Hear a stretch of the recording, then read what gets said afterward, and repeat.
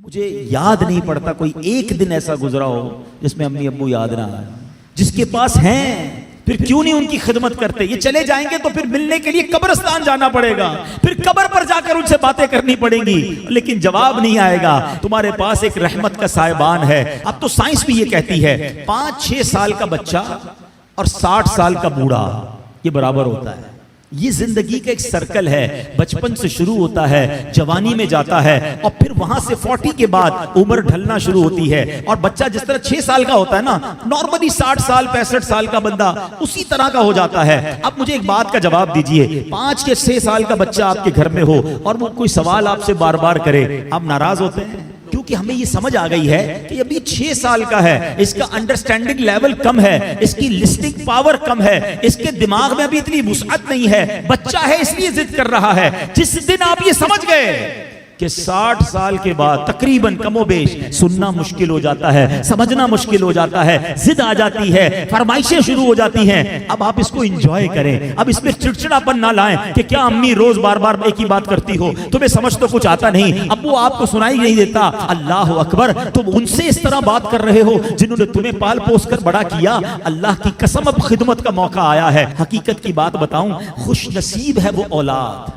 جس کو ماں باپ بڑھاپے میں ملے. ارے کئی ایسے ہیں جو ماں باپ کو بڑھاپے سے پہلے ہی کھو بیٹھے ہیں, اور خوش نصیب ہے وہ اولاد جس کو ماں باپ نے خدمت کا موقع دیا.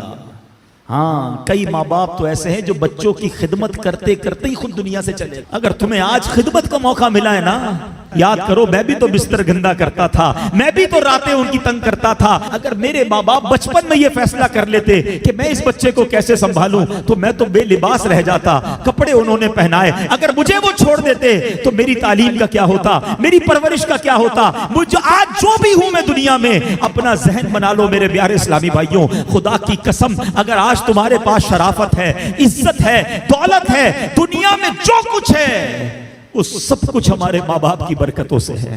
ہم کچھ بھی نہ ہوتے اگر ماں باپ ہمارا ہاتھ نہ پکڑتے ہیں.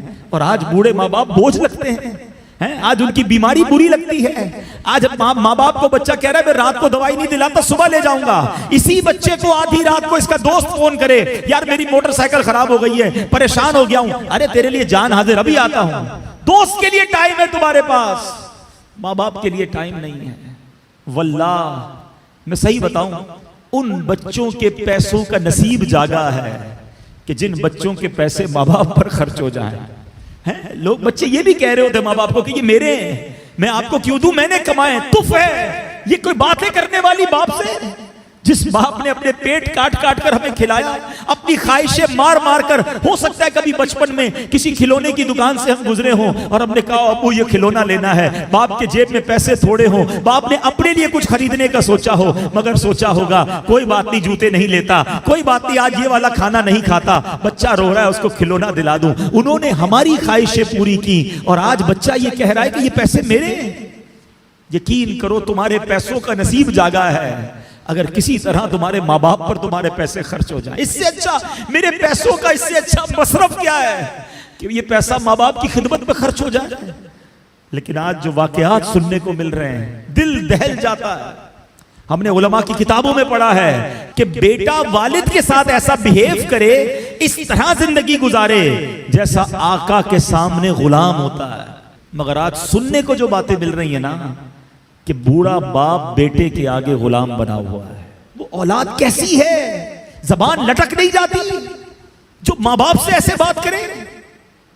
حق یہ ہے کہ اولاد کو ڈرنا چاہیے کہ کہیں میرے ماں باپ ناراض نہ ہو جائیں. حدیث پاک ہے, میرے آقا علیہ الصلوۃ والسلام فرماتے جس کا مضمون ہے ماں باپ ہی تیری جنت ہیں, ماں باپ ہی تیری دوزخ ہیں. اس کا مطلب کیا ہوا, یعنی ماں باپ راضی ہو جائیں تو رب بھی راضی ہو جائے گا, جنت مل جانی ہے. اور ماں باپ ناراض ہو گئے پھر نہیں کام آنی عبادتیں. دین کا کام کریں بہت اچھی بات ہے, مگر یہ دیکھ لو کہ ماں باپ راضی ہیں کہ نہیں, یہ بہت ضروری ہے. ہم بعض اوقات اس طرف سے چوک جاتے ہیں, یہ پہلا اسٹیپ ہے.